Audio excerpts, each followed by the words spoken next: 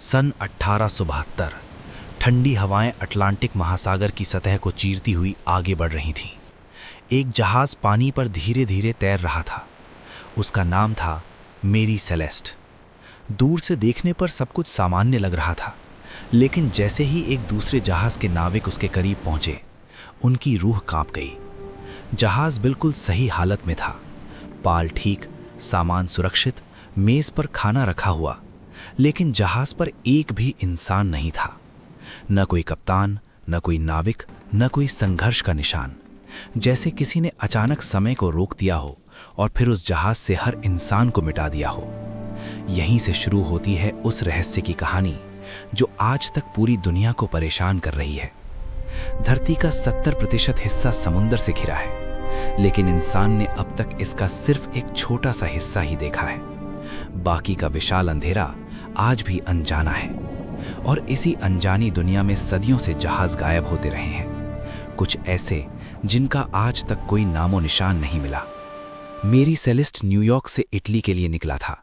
जहाज पर 10 लोग सवार थे, कप्तान, उसकी पत्नी और छोटी बेटी सहित। सब कुछ सामान्य था, लेकिन कुछ हफ्तों बाद जब ये जहाज मिला तो वो एक चलता फिरता भूत बन चुका था। जहाज पर 1700 बैरल शराब भरी थी, खाना अपनी जगह पर रखा था, लेकिन इंसान गायब थे। लोगों ने कहा शायद शराब से निकलने वाली गैस ने डर पैदा किया होगा, शायद अचानक आए तूफान ने सबको मजबूर कर दिया होगा कि वो लाइफ बोट में कूद जाएं, लेकिन कोई सबूत नहीं मिला। जहाज शांत खड़ा था, जैसे वो खुद भी उस दिन की कहानी बताने से डर रहा हो। लेकिन ये सिर्फ एक कहानी नहीं थी।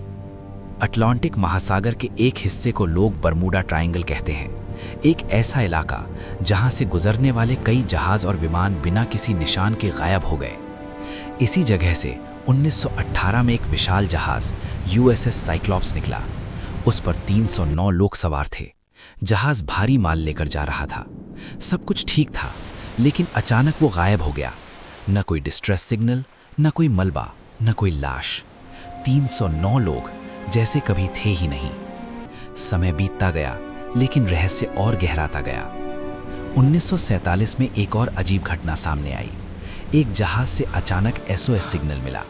सभी अधिकारी मर चुके हैं, पूरा क्रू मर चुका है, और फिर आखिरी शब्द आए, आई डाई। जब रेस्क्यू टीम वहां पहुंची, उन्होंने जो देखा वो किसी डरावने सपने से कम नहीं था। सारे लोग मरे हुए पड़े थे। उनके चेहरे पर ऐसा डर था जैसे उन्होंने मौत को अपनी आंखों से देखा हो। उनकी आंखें खुली थीं, शरीर जमे हुए थे, लेकिन कोई चोट नहीं थी। और इससे पहले कि कोई सच जान पाता, जहाज अचानक एक धमाके के साथ